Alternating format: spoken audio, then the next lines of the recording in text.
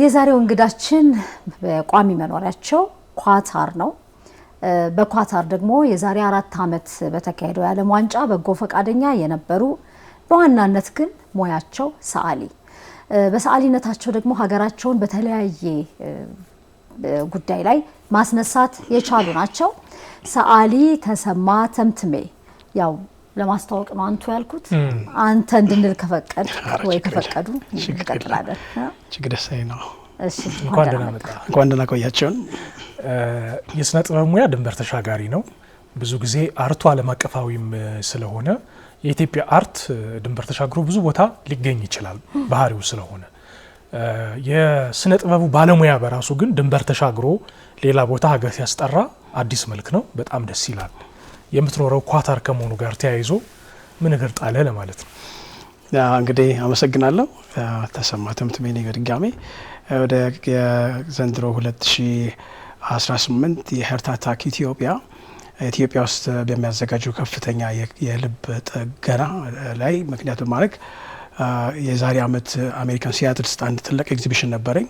ከዛ ጋር ተያይዞ እግረ መንገድ የነበር የሄርት አታክ ካምፔን ነበር አሜሪካን ውስጥ እና ያንን ካምፔን እኔም እንደ ኢትዮጵያዊ እንደ ማንኛውም ዜጋ ይህንን የወገኖቻችንን የልብ ህመም ድጋፍ ማድረግ አለ በሚል ፕሮግራሙን ተሳታፊ ነበርኩኝ። በመሆኑም ዘንድሮ በ5ኛ የልብ ጥገና በሚያደርጉት ዝግጅት ላይ ፈንድሬዚንግ ፕሮግራም ላይ እንደ ኢትዮጵያዊ እንደ ባለሙያ የበኩሌን ድጋፍ ለማድረግ ከካታር ተሳፍሬ እዚህ መጥቼ የምንችለውን በማድረግ ሁኔታ ነበረ። ያው በተሻለ መልኩ ሰክሰስፉሊ ሁኔታዎች ተሳክተዋል። ስለዚህ ስዕሉን በጨረታ ቀርቦ ለሽያጭ ቀርቦ ለሄርት አታክ ኢትዮጵያ ድጋፍ እንዲሆን በጣም ጥሩ በጣም ትልቅ ነገር ነው። ከዛ ድረስ በጎ ነገር እንደማድረግ ተነስቶ መምጣት ትልቅነት ነው በጣም። እስቲ ወደ ሌሎቹ ዝርዝር ጉዳዮች ከመምጣታችን በፊት ሰዓሊ ተሰማ ተምትሜ የተወለደው አዲስ አበባ ሽሮ ሜዳ አካባቢ ነው አይደል? ኦልድ ኤርፖርት አካባቢ ነው። እሺ ደግሞ የተለያየ ቦታ ማድረግሃልና ስለዚህ እስቲ ከልጅነት እስካሁን ድረስ ወደ ሰዓሊነት የገፋ ምን ነበረ የሚለው ትንሽ ራስን አስተዋውቅ። ያው እንግዲህ ልጅነት እንደማንም ኢትዮጵያዊ የበቄስ ትምህርት ቤት የማደግ ሁኔታ አለ። ቻሌንጂንግ የሆነ ላይፎች የማለፍ ሁኔታዎች አለ። እነዚህ ከተፈጥሮ በመነሻ ሆኖ በመሆን መልኩ ነው ወደ ስነ ጥበብ የመምጣት ሁኔታ ያገጠመን። አንዱም በቤተክርስቲያን አካባቢ በመዝማርነት ስናገለግል ምንማራቸውን ትምህርቶች ለአዲስ ዓመት ደግሞ የዘመን መለወጫ አበባ ስራዎች በመስራት እያለ ያው ስዕል ተመረሹ አይደለም በተፈጥሮ የምታገኘው ነገር ነው። በዛ ሂደት እያልቆ ከዛ በአዲስ አበባ ዩኒቨርሲቲ ስነ ጥበብና ዲዛይን ትምህርት ቤት አሁን አለ ዩኒቨርሲቲ የሚባለው እዛ ውስጥ በመመረቅ ያው ስቲል ላለፉት 27 ዓመታት በላይ ከአሁን ከመሰራሩ ልዩ ስራ ሙያ ውጪ ጎን ለጎን ስራውን ስዕሉን በመስራት እገኛለሁ። ከዛም ባሻገር ደግሞ ዓለም አቀፍ ኢንተርናሽናል ኤክስፒሽን ይከናወናል ካታር በመኖርበት ካታር ማለት ነው። እዛ ላይም ኢትዮጵያ ኤምባሲ ጋር በመተባበር በርካታ ሰዓሊያን ወደ ካታር በማምጣት ያላቸውን ልምድ እንዲያካፍሉ እነሱን ልምድ እንዲቀስሙ እና እኔም ደግሞ በተለያየ ዓለም አቀፍ ስዕል ኤግዚቢሽኖች ላይ በመሳተፍ ስዕል በአካባቢ ጥበቃ ላይ፣ በጤና ላይ፣ በምህንድስና ላይ በበርካታ ዘርፎች መግባት ይችላል አርት እና በዛ የተጠቀምኩኝ ስዕሉ ከዛ ትንሽ ደረጃ አድርጎ ዛሬ እዚህ ደርሷል ማለት ነው። በጣም ጥሩ። ከሌሎች ሰዓሊያን ያንተ ፕሮፋይል ትንሽ ለየት ያለብኝ ከኢትዮጵያ አየር መንገድ ጋር የተሳሰረ ትልቅ ነገር አለህና ከአቪዬሽን ሴክተሩ ጋራ ምንድነው በዋናነት ያቆራኘህ? አየር መንገድ ውስጥ ምንድነው የምትሰራው? አዎ ምንድነው ይሄ ታሪክ ከ70 ዓመት በፊት የኢትዮጵያን ኤርላይንስ አውሮፕላን ያለውን ሊቨሪ ዲዛይኑን የሚሰሩት ሰዓሊያን ነበሩ እና በሰዓት የነበረው ማኔጅመንት ምን ያለ አርት ቫልዩ ይሰጡ እንደነበረ እውነትም የታላቅ አየር መንገድ ደግሞ በእውነት ቀዳሚነቱን እያስመሰከረም ነውና በጣም ድንቅ ግርም የሚለኝ ከ70 ዓመት በፊት ጀምሮ ለመስመሮች ለፓተርኖች እንግዲህ የነበሩ ሰዎች ለአርት ይሰጡት የነበረው ቫልዩ እና ከዛ ሰዓት ጀምሮ እስካሁን ሰዓት ድረስ ለዚህ ለአውሮፕላኑ ዲዛይን ኤክስቴሪየር ዲዛይንና የቀለም ስራ ከአዲስ አበባ ስነ ጥበብ ሰዓሊያን እንዲሰሩ በሚል ፖሊሲ ያለ እና ስቶሪው የዛሬ 23 ዓመት አካባቢ ነው ባወጣ ማስታወቂያ እዛ ተወዳድሬ ከውድድሩን ባሻገር በፊት ደግሞ በጣም አድንቀው ነበር ኢትዮጵያ አየር መንገድ እና መመረቂያም ስራ ሰርቼ ነበር። እንደውም አንዱ መመረቂያ በሼባ ማይልስ ፓኬጅ ላይ ነው። በኋላ በሂደት ግን በተፈጠረው የስራ ክፍት የስራ እድል ከበርካታ ሰዓሊዎች ጋር በመወዳደር ያው ጥሩ ውጤት በማምጣት ለ5 ዓመታት አገልግዬ ያው የተሻለ ህይወት የተሻለ ቴክኖሎጂ ደግሞ ለማወቅ ወደ ካታር ሙቭ ማድረግ ላለፉት 18 ዓመት ደግሞ ካታር ኤርዌይስ ላይ በመስራት እገኛለሁ እና ስዕሉን ጎን ለጎን በመስራት ስራዬም እንደውም ምን እለዋለሁ ስነ ጥበብ ለውድ ለሆነ ለፕሪሺየስ ላይፍ ኦፍ ሂውመን ቢንግስ ምክንያቱም ሴፍቲ ላይ ነው የምንሰራው አውሮፕላኑ ላይ እና አርት በበርካታ ከሚያገለግላቸው በጤና ውስጥ ይሰራል እና እኔ ደግሞ አቪዬሽን ላይ ብራንድ ዳርጌው እያከናወንኩ ነው። እዚህ ላይ ኢትዮጵያ አየር መንገድ በእውነት ታላቁ ኢትዮጵያ አየር መንገዳችን ከማናቸውም አየር መንገዳት ለየት ባለ መልኩ ለስነ ጥበብ ለኪነ ጥበብ የሰጠው ዘርፍ በጣም ላደንቅ ወዳለሁ። ብቸኛ አየር መንገድ ነው አሳሪያንን ለዚህ ዲፓርትመንት መርጦ የሚያሰራ አየር መንገድ። በርካቶቹ ከኤርፎርስ ከአውቶሞቲቭ ከተለያየ ነገር ነው እና ኢትዮጵያ አየር መንገድ በዚህ ልዩ ያደርገዋል። በጣም ደስ ይላል። በሙያን ለሙያተኞች አሳልፎ የመስጠት ብቸኛ አየር መንገድ መሆኑን ሰዓሊያንን የሚያሳትፍ ደግሞ በጣም ልዩ ያደርገዋል። አንተ ግን ወደ ኢትዮጵያ አየር መንገድ ከመግባትህ በፊት አንድ ስዕል ሰርተህ ነበር የመመረቂያ። ያንን ስዕል ኢትዮጵያ አየር መንገድ ሄደህ የመስጠት የማሳየት አጋጣሚ ነበረ? ምንድነው በተለይ እስካሁን ድረስ ባለው አክቲቪቲ ማለት ነው ሚዲያ ላይ ስከታተል ማናቸውም በበጎ ገጽታ የሚተላለፉ መልእክቶችን ወደ ስዕል በመቀየር ከአየር መንገዱ ጀምሮ በርካታ ኤምባሲዎችና ዲፕሎማቶች ተቋማት ለነኛ በጎ አላማቸው እነኛን ሀሳብ ወደ ስዕል በመቀየር አንዱ የዛሬ 25 ዓመት 25ኛ ዓመቱን ሲያከብር በሚዲያ ነው የተከታተልኩት እና አድናቆት በመስጠት አየር መንገዱ በሚያደርገው ከፍታ ስላለው ስልክ ደውላለሁ አበረክታለሁ እንጂ ምንም አይነት በአቪዬሽን ህይወት ይቀጥላል ብዬ ሀሳብ ምንም የለም። እንደዚሁም ደግሞ የመመረቂያ ስራ ሼባ ማይልስ ፓኬጅ ፕሮፌሰር ሃይማኖት አለሙ ይባሉ ነበር። ሼባ ማይልስ ሲሉ በድምጻቸው ብቻ በመማረክ ኢትዮጵያ ኤርላይንስ ከኮተቤ እዛ ሄጄ ኢትዮጵያ ኤርላይንስ ሼባ ማይልስ ፓኬጅ ዲፓርትመንት አለ በወቅቱ የነበሩት ኃላፊ አቶ ኃይለ መለኮት ይባላሉ እና ጠየቋቸው ሼባ ማይልስ ምንድነው ስላቸው ኢስ ፓኬጅ ሜምበር ቶኝና ብዙ ማይልስ ስትበሪ ኤክስትራ ላጌጅ ኤክስትራ ቲኬት ምናምን ይሰጥሻል እና ምን ያን ወደ ምን ኢንተርፕሬት አደረጉትኝ ንግስተ ሳባ ወደ ንጉስ ሰለሞን ባረገችው ረጅም ጉዞ ፍቅርን ጥበብን ሚኒልክን አግኝታለች እና አሁንም ይህን ፓኬጅ በዛ ሪፕሬዘንት ማድረግ ለፖስተር ፕሪንቲንግ ዲፓርትመንት ነበረ ለዛ ሰርቸው በወቅቱ እንደውም የማርኬቲንግ ዲፓርትመንት ኃላፊ ወይዘሮ ማናቸው ስማቸው ለጊዜው ጠፍቶብኛል መጥተው አግኝተውልኝ ያው አንዱ የመመረቂያ ስራ የነበረ በጣም ደስ ይላል። እንደው በግለሰብ ደረጃና እንደ ስነ ጥበብ ባለሙያ አንተ ለስዕል የምትሰጠው ግምት እና የምትሰጠው ዋጋ ከፍልስፍናህም አንጻር እንዴት ነው የሚገለጸው? ስራዎችስ በብዛት ምንድን ነው የሚቃኛቸው በዋናነት ከይዘትና ከቅርጽ አንጻር? እኔ አሁን ስዕልን በስገልጸው በግሌ በቃ እንደ ህይወቴ ነው፣ በቃ መዝናኛዬ ነው፣ ሁሉ ነገሬ ነው።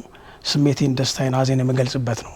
ከሁሉም በላይ የኔ አሰራር ነው ለየት የሚያደርገው በበጎ ገጽታ ላይ በተለይ ውድ ሀገሬ ልጆች ስኬት ህይወት ዙሪያ ላይ የተለያዩ ተቋማት አገራዊ ገጽታ ላይ በተመለከተ ምክንያቱም ይህን ነገር የመገንባት የሁሉም ባለሙያ ኃላፊነት አለው ብዬ አስባለሁ።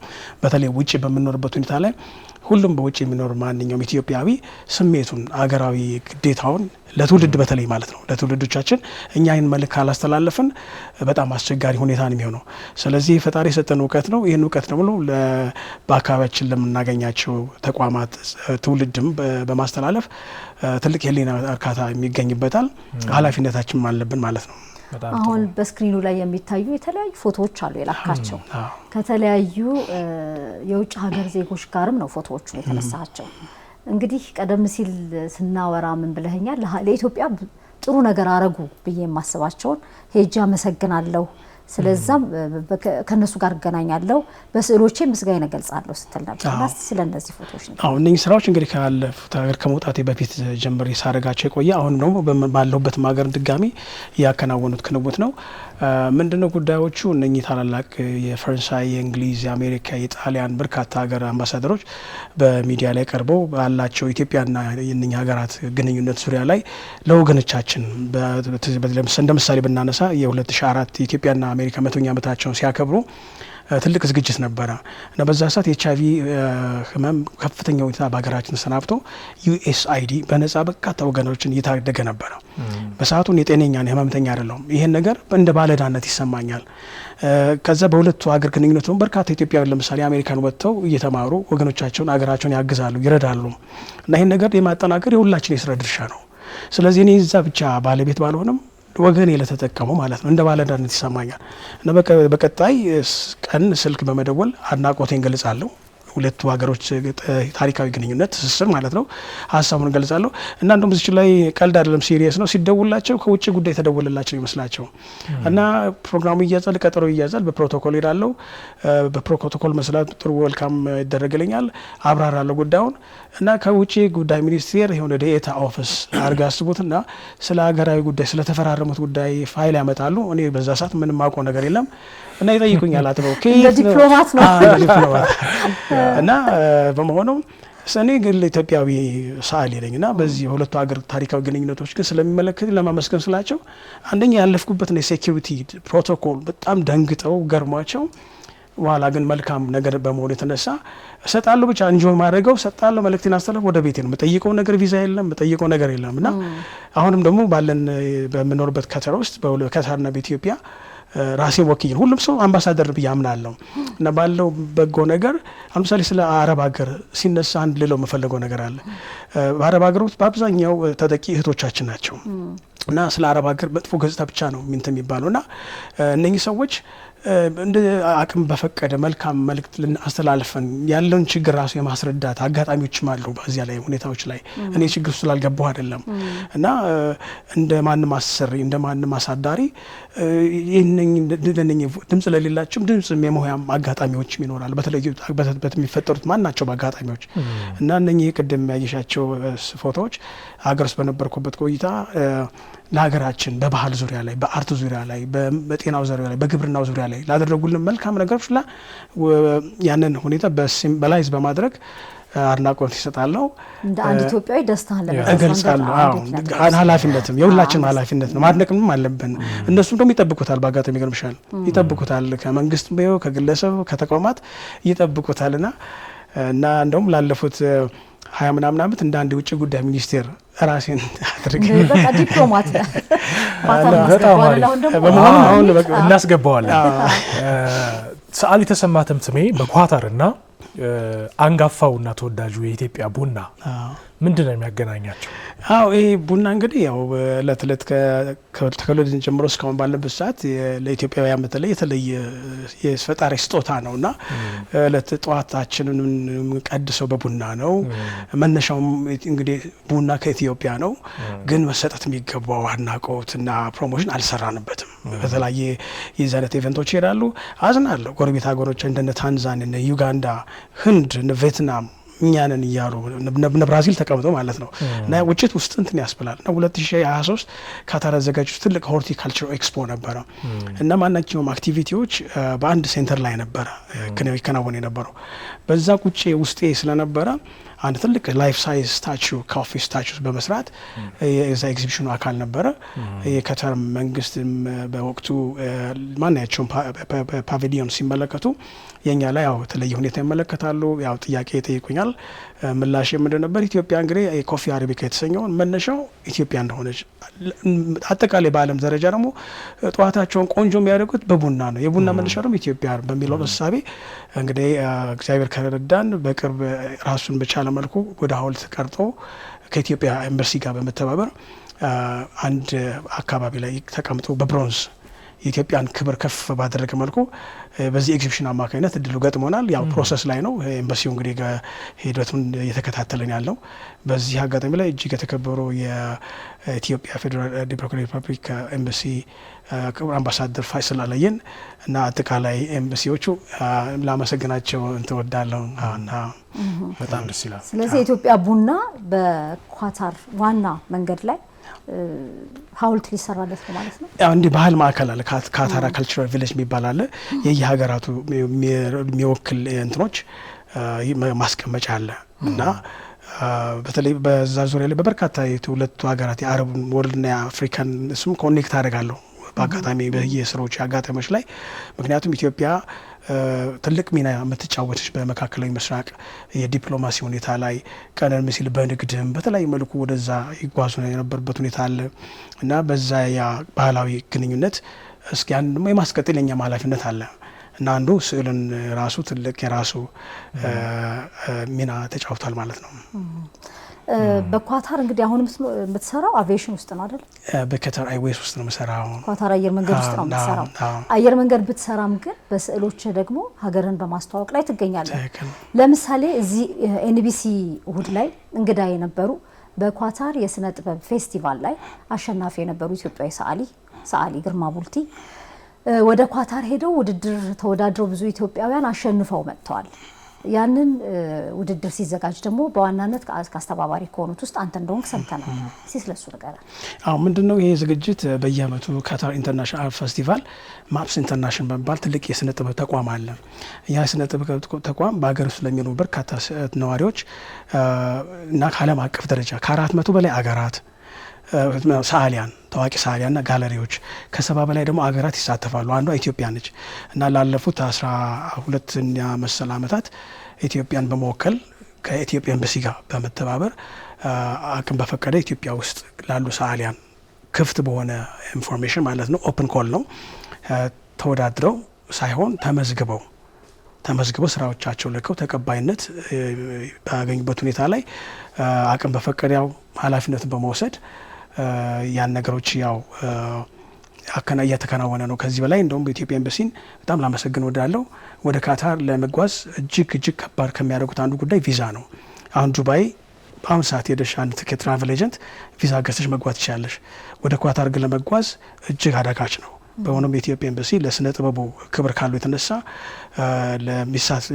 ተሳትፎ ለሚያደርጉት ከአዲስ አበባ የዩኒቨርሲቲ ተመራቂነት ብቻ ሳይሆን ማንኛውም በስነ ጥበብ እውቀት ላለው የኢትዮጵያ ሰዓሊያን ማህበር ደግሞ አባል ለሆነ ምክንያቱም ትራንስፓረንት መሆን አለበት።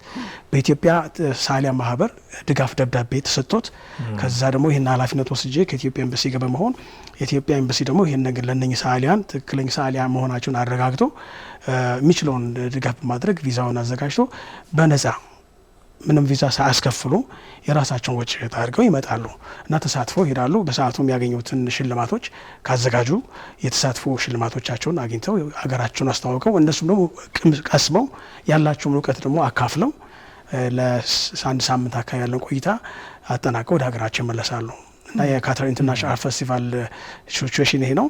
እንደውም ይህን ፕሮግራም ለሚከታተሉ በቀጣይ 2026 በኢትዮጵያ ደግሞ ያው በዚህ 2018 ማለት ነው አመት መጨረሻ ላይ ዲሴምበር 5 ጀምሮ ይከናወናል። ያው ምዝገባው ተጀምሯል። ይህን ኢንፎርሜሽን ያው በፔጃቸው ላይ ያስተላልፈዋል። የተመዘገቡ ያው ሰዓሊያን አሉ። ያው ሂደቱን ትክክለኛ ማሟላት የሚገባቸው ነገር አሟልተው ተመዝግበው እንዲሳተፉ ከወዲሁ በአጋጣሚ ልጋብዝ እፈልጋለሁ። በጣም አሪፍ ትልቅ ግብዣ ነው እግረ መንገዱን ያቀረበው። በነገራችን ላይ ያንተ ስዕል ናሳ ውስጥ ገብቷል ይባላል። ምንድነው ናሳ ውስጥ የገባው ስዕል እና በምን አጋጣሚ ነው? ናሳ ውስጥ ምንድነው እዛ አንድ የፕሮፌሽናል ዲያስፖራ ግሩፕ አለ። እዛ ግሩፕ ላይ ትውልድ ኢትዮጵያውያን ያላቸውን ካበቱትን ልምድ እዛ ግሩፕ ላይ ሼር ይደረጋል እና እኔ በተፈጥሮ እንደመታደል ሆኖ በጎ ነገሮችን የመመልከት በቃ በእነኛ ነገሮች መደሰት ተሰጥቷለኝ እና አንዱም እዚህ ገጽ ላይ ከተመለከቱት ምንድነው እጅግ ከተከበረ ወጣት ነው ኢትዮጵያዊ ዶክተር ሳይንቲስት ዶክተር ብርሃኑ ይባላል። የጨረቃ ላይ የሚገኝ እርጥበትን ዲቴክት የሚያደርግ ታይኒ ሌዘርን እሷን ግኝት በማግኘት የኔንም የእናንተም የሁላችንም ኢትዮጵያውያን ፊርማ ያስቀመጠ ጀግና ነው። ተመልከቱ እንዴት እንደሚያኮራ። ይህን ካላከበር ማንም እናከብረው እና በዚህ የሰውዬ ታሪክ በጣም ታች አደረገኝ። እኔ ባለትዳር የልጆች አባት ነኝ። ልጆቼ ነገ ወደ ታላቅ ደረጃ እንዲደርሱ ፈልጋለሁ እና ስለዚህ እንደኛ የተሳኩ ልጆች አካላት ስናደንቅ የኛም ደግሞ ቀና ይሆናል። በመሆኑም ይህ ሰው ጋር ስጻጻፍ ምስል ኢትዮጵያ ዲያስፖራ የአሻራ የሚባል ትልቅ የሰዓሊያን ግሩፕ መስረታ ነበረ። እዛ ኢትዮጵያን በመወከል ከመካከለኛው ምስራቅ ተጋብዤ ሄጄ ይህን ስራ በማዘጋጀት ይህ ታላቅ ክቡር የሆነ ሳይንቲስትን በአካል በመገኘት እነኛ ስራዎች የናሳ መግባት ችሏል። እሱም ብቻም አይደለም። እዚህ ኢትዮጵያ ውስጥ የተከፈተ ሲት የሚባላል ሸገር ኢንስቲትዩት ኦፍ ቴክኖሎጂ የዚህም አንዱ አስተባባሪ ዶክተር ብርሃኑ ብቻ ነው እና ይህ ታላቅ ሰው ከ30 ቢሆኑ ሳይንቲስቶች በማምጣት ይህንን ታላቅ የምርምር ተቋም ምርጥ የሆኑ ኢትዮጵያ ሳይንቲስቶች እንዲወጡ በሚል ኦርጋናይዝ አድርገው ነበር አምና። እንደዚሁ ልክ ተጋባዥ ሆኜ የኔ ስራዎች መጥተው በዚህ የምርምር ተቋም ውስጥ ዲስፕሌይ ሆነው ከፍተኛ ሽልማት የማግኘት ከሱም ትልቅ አድናቆት የማግኘት እድል ገጥሞኛልና የናሳ የተነሳው ከዛው ከካታር ውስጥ ነው። ካታር ውስጥ ካታር ስፔስ ሳይንስ ፕሮግራም ይባላል ዩኒቨርሲቲ ተማሪዎች የሚሰጥ እንደ ሬዚደንት አርቲስት ተጋባዥ ሆኜ ሙቀቱና የስፔስ የሚለውን አገላለጽ በስዕል በማቆራኘት እሱን ዝግጅት አዘጋጀው። ካታር ውስጥ ማለት ከዛ ነው የተነሳው። ከናሳ የመጡ ሳይንቲስቶች ነበሩ። ከዛ እሱ ደግሞ ለአፍሪካ ኬፕታውን ውስጥ ሳውዝ አፍሪካ ውስጥ የነበር የስፔስ ሳይንስ ፕሮግራም ላይ ተጋባዥ እንደሆነ እዛም ተሸላሚ ሆነ። ከዛ ወደ ናሳ ሄዳ አደገ ማለት ነው። መነሻው ከካታር ነው። በውድ ራሴ ጀግና በሆነ ኢትዮጵያዊ የጥበብ ሰው ሳይንቲስት ተመራማሪ ወጣት እና ወጣቶች በአጋጣሚ ውጪ በሚወጡበት አጋጣሚ እስቲ ሰፋፊ እድሎች አሉ፣ ሰፋፊ ኦፖርቹኒቲዎች አሉ። ያን ነገር ካልተጠቀመን ዋናው ትክክለኛ መልእክቴ ውጪ ስንኖር አስፋልቱ ያምራል፣ ፎቁ ያምራል፣ ሁሉ ነገር ያምራል። ግን ኦፖርቹኒቲዎቹን ካልተጠቀምንባቸው የኛ ውጪ መኖር ትርጉም የለውም እና እነዚህ ድንቅ ኢትዮጵያውያን ለወገኔ ለኔም በግልም ከሰጡኝ ክብር የተነሳ በጥበብ ያንን በማስቀመጥ ከዛ የተፈላሰፈሰባቸውን የድራይቭ ያደረጋቸው ፎርሙላዎች እንደ ባክግራውንድ በመጠቀም ደግሞ ያቺ ኢንቨንት ያደረጋት ታይኒ ሌዘርን እሷን ኮምፖዝ በማድረግ የእሱን ፖርትሬትና ሌሎችን በተጓዳኝ ስዕሎች በመስራት ቀርቦ ነበር። ትልቅ አድናቆት አግኝተዋል። እሱም እጅግ ተደስቶ መጨረሻ ላይ መዳረሻቸው ናሳ ሆኗል። ትልቅ ነገር ነው እያወራን ያለው በእውነት። ዛሬ የዓለም ዋንጫ ፍጻሜ ያገኛል አይደል? የዛሬ 4 ዓመት ወደ ኋላ እንሂድ። ኳታር በተዘጋጀው የዓለም ዋንጫ ላይ በጎ ፈቃደኝነት መቼም ከመጀመሪያም የለመደበት ስለሆነ እዛም በጎ ፈቃደኛ እንደነበርክ በተለያዩ ማህበራዊ ሚዲያዎች ላይ አይተናል። በጎ ፈቃደኝነት ዓለም ዋንጫው ላይ ያሉትን አንዳንድ ሌሎች ማስተካከል ምናምን ብቻ ሳይሆን በሙያ በስዕል በጣም ብዙ ነገሮች ታስተዋውቅ ነበር። በጎ ፈቃደኝነቱ በዓለም ዋንጫ ላይ የፈጠርከው ተጽዕኖ እሱን ደግሞ ነው። አዎ የበጎ ፈቃድ የዓለም ዋንጫ ሁኔታ መነሻዬ እጅግ ሞድ የመጀመሪያ ልጃችን ጸጋዛብ ተሰማ ነው። እጅግ ኳስ ይወዳል። እኔ ኳስ ውስጥ የለውበትም እና ግን የልጄን ደስታ ለማድረግ ከዛ ደግሞ ክስተት ነው፣ ዓለም አቀፍ ክስተት ነው እና ስለዚህ የዚህ ዓለም አቀፍ ክስተት ነው አካል የመሆን ይሄ ትልቅ መቀየር ነው፣ መለወጥ ነው እና እንደውም ሀገራችን ያው ኳስ ላይ በጣም አድናቂዎች ነው። ውጤታችን ያው ጉዳይ እንደሚታየው ነው እና ከዛ የሚወጣው ሰዓት የሆነ ተጠቃሚ ካልሆነ ውስጥ ቁጭቶች አሉ እና ያው ዓለም ዋንጫ መጣ።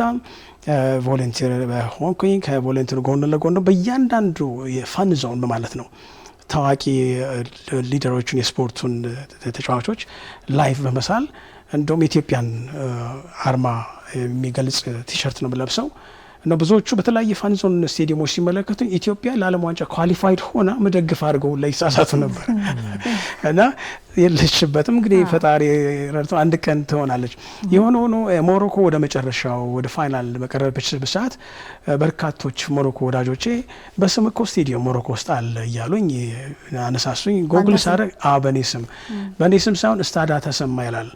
ምንድነው ጉዳዩ? ለቅ እጅግ የተከበሩ ይድነቃቸው ተሰማ ለኢትዮጵያ የእግር ኳስ እድገት አይደለም ለኢትዮጵያ ለአፍሪካ እግር ኳስ እድገት ላደረጉት ውለታ የሞሮኮ መንግስትና ህዝብ በስማቸው ያስቀመጡ ትልቅ የስፖርት ተቋም አለ።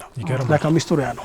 በጣም ታች ነው። ከእኔ አንድ እድል መገጠም በወቅቱ የነበረው በጣም የሞሮኮ ቲም ካፕቴንና የእሳቸውን እጅግ የተከበሩ ይድነቃቸው ተሰማን ፖርትሬት ከአፍሪካ ጋር በመሳል በዛ ፈንዞን ላይ በቃ በጣም አውትሻይን የሆነው በርካቶች ይጠይቃሉ። እዛ ጎግል ያደርጋሉ። በአብዛኛው ደግሞ ዶክመንት በፍሬንች ነው የተጻፈው።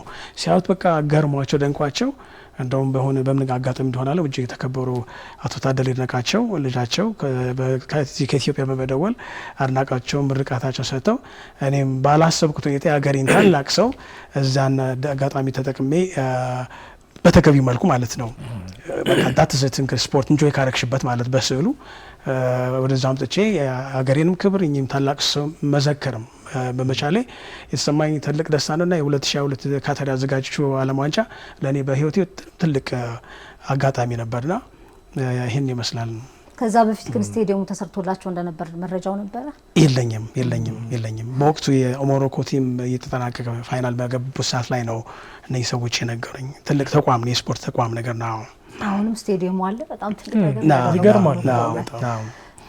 ደስ ይላል በጣም የነ ሜሲን ፎቶም የሳልክ ያያየ ላይቭ አንዱ ቀደም ከዚህ ሳልኳቸው ከነበርኩ ነገርኩሽ የነኝ በቃ ሴሌብሪቲ ሆኑ የስፖርት እንትኖች እንደ አንድ የዓለም ህብረተሰብ እኔ መለከተኛል ሰክሰስፉል ሆኖ አካላት ነገር የሀገሬ ልጆች ሳይሆን ማንኛውም ውጤታማ የሆነ ዜጋ ላደንቀው ላከብረው ይገባል እና ከዛ ጋር በመነሳት ነው እንደው ፋይናሉ ላይ ነበረ ሜሲን ስየው በዛ አደባባይ ላይ ጄኔም ሳብዲ ነበረው ምክንያቱም ኢንተርናሽናል ዓለም አቀፍ ደስታም ነው እና ያው ስነ ጥበብ የማይገባበት በስፖርት በግብርና በሳይንስ በማናቸውም ምርምር ላይ ማግባት ማስቻሉ ትልቅ በእውነት የዚህ ሙያ ባለቤት መሆኑ የሚሰጠኝ ደስታ እጅግ የተለየ ነው። በጣም ደስ ይላል። ካንተ የተነሳ ኳታር አካባቢ በወቅቱ ይሄንኑ ያንተን የበጎ ፈቃድ አገልግሎት እና አክቲቪቲ ያዩ ሰዎች በኳታር የዓለም ዋንጫ ላይ ኢትዮጵያ የተሳተፈች ያህል ስሜት እንዲሰማቸው አድርገህ እንደነበረ በደንብ ሰምተናል። እያጠቃለልን እንምጣ። የምትኖረው መካከለኛው ምስራቅ ላይ ከመሆኑ አንጻር እዛ ባሉት ኢትዮጵያውያን የሀገር ልጆች እና አጠቃላይ በሚኖረው እንቅስቃሴ ውስጥ ወቅታዊ ሁኔታው በምን ያህል መንገድ ያሰጋቸዋል? በምን ያህል መጠንስ በነጻነት ያንቀሳቀሳቸዋል? አሁን እንግዲህ እንደምንመለከተው ዓለማችን ለአሁኑ ሰዓት ከፍተኛ ቀውስ እያስተናገዳችን ኤቭሪዌር እና የተፈጥሯዊ ሰው ሰራሽ ፖለቲካው እና አንዱም ለዚህ ተጋላጭ ከሆኑ የዓለም አቀፍ ቦታዎች የመካከለኛው ምስራቅ ነው። ላለፉት ረጅም ጊዜያት የዚያን ነገር ምንም አይተን ሰንቶን አናውቅም። ከቅርቡ ግን ያው እንደምናውቀው በኢራንና በአካባቢው በሚፈጠር የፖለቲካል ቀውስ የአካባቢው አገራት ከፍተኛ ችግር ውስጥ ያለ ነው። ከዛ ደግሞ በሀገር ውስጥ የምንኖር የትውልድ ኢትዮጵያውያንም እንደዚህ ያዛ ችግሩ ታዳሚዎች ነን። በመሆኑም እጅግ አስጊ ነው፣ እጅግ አስፈሪ ነው። ጦርነት ይቁም ቤትም በዓለማችን ጥግ እና እንደውም ለተወሰነ ጊዜ የስራ ማቆም ሁኔታዎች ነበሩ ከሴፍቲ የተነሳ አሁን ኖርማል ሆኗል። በቃ አሁን በቅርብ ጊዜ አሁን ያው ጦርነቱ ቆሞ የነበረው ስምምነት ተቋርጦ ድጋሚ አሁን ጦርነቱ ተጀምሯል እና በአካባቢ በተለይ ትውልድ ኢትዮጵያውያን ወጣቶች፣ ታዳጊዎች በተለይ ህጻናት በጣም የሚረብሽ ነገር ነው። እንደውም ከሱ ጋር ተያይዞ ያው ስነ ጥበብ የማይገባበት ነገር የለም እንዳልኳችሁ በየተለያየ ከተማ ተለያየ ኮርነር በመሄድ የምችለውን አቅም በፈቀደው ለራሴ የኢትዮጵያ ትውልድ ኢትዮጵያውያን ከዛ ከትራውማው ለማውጣት የተለያየ ወርክሾፕ በማዘጋጀት ስዕል በማሳል ትንሽ የሞከርኩት ሂደት ነበርና እውነትም ህጻናት ሀሳባቸውን የገለጹበት አስተውሰላ አንዲት ህጻናት አንድ አውሮፕላን በረራው በአጠቃላይ ቆመው ነበር። የአየር ክልሎች ዝግ ስለነበሩ እና የአውሮፕላን መብረር ጀምሮ ወደ ሆነ ሀገር ሄጅ ያለች በቃ ወደ ሀገር ሄጅ ነው ያለችው።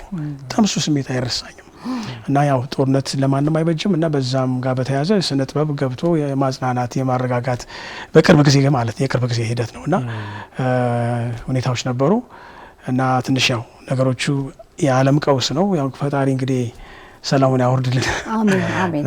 የመጨረሻ ጥያቄ ዛሬ ፍጻሜ ጨዋታ ይደረጋል። የዛሬ 4 ዓመት እንዳልነው እዛው ሜዳ ላይ ነበር። አርጀንቲናና ስፔን ለፍጻሜ ደርሷል። ማን የሚያሸንፍ ይመስላል? ያው እንግዲህ ኳስ እንደምናውቀው ክብ ነች። ያው አካሄዷ የታወቀ ነው። ሊሆን ይችላል ብዬ የኔ መላመት ማለት ነው። በእኛቴም ደግሞ መቼም ለአንድ ታዲያ ያለሽ የአርጀንቲና ብታሸንፍ ደስተኛል።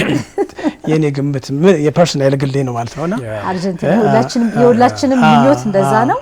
የመጨረሻ ስለ በጎ ፈቃድ ሁሉም ኢትዮጵያውያን ምን ይጠበቅባቸዋል ብለህ ታስባለህ? አንተ ለበጎ ፈቃድ ነው ከዛ ተነስተ የመጣውና እንደማጠቃለያ እንደ መልእክትም ይሄንን ያስተላልፋል። ለምሳሌ አሁን ከመጣውበት ጋር በተያያዘ መልኩ ሀርት አታክ ኢትዮጵያ የሚባል በሁለት ወጣት ዶክተር ኢትዮጵያውያን እጅግ አስደናቂ ቤተሰብ አላቸው፣ ባለትዳሮች ናቸው። ልጆቻቸውን የግል ህይወታቸውን መዘናናታቸውን አቁመው ቫኬሽናቸውን አቁመው ከ50 በላይ ደግሞ ታዋቂ ዶክተሮች ከተለያየ ዓለም ጥግ እነሱ ብቻ አይደለም ሌሎቹን አስገድደው ያንኛ ሰዎች ነው የረፍት ጊዜያቸውን ነው።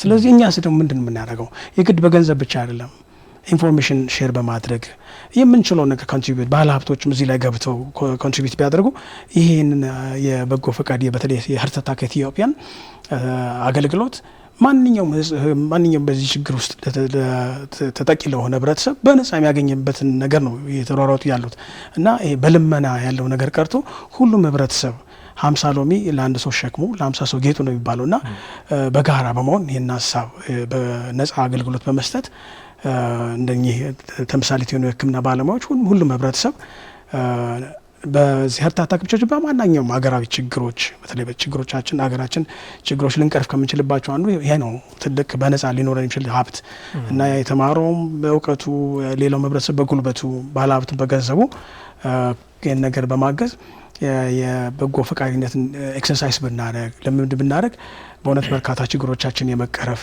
የአእምሮ ጤንነትም ደግሞ ትውልድ ላይ መስራትም ነገር ይፈጥራል ብዬ አምናለሁ። በጣም ደስ ይላል። እንዳልከው ሁለቱ ዶክተሮች በዋናነት ከበጎ ፈቃድ አንጻር ምስጋና የሚገባቸው ናቸው። በመንግስት ደረጃም በተለያዩ አካላት ምስጋና እየቀረበላቸው ነው።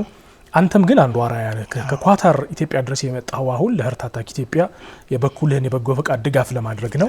ይህንን እኛም አፕሪሼት ለማድረግ እንወዳለን። በዚሁ አጋጣሚ ተገናኝተን ደግሞ ተሞክሮን ስላካፈልከን እጅግ አድርገን እናመሰግናለን። በጣም አመሰግናለሁ።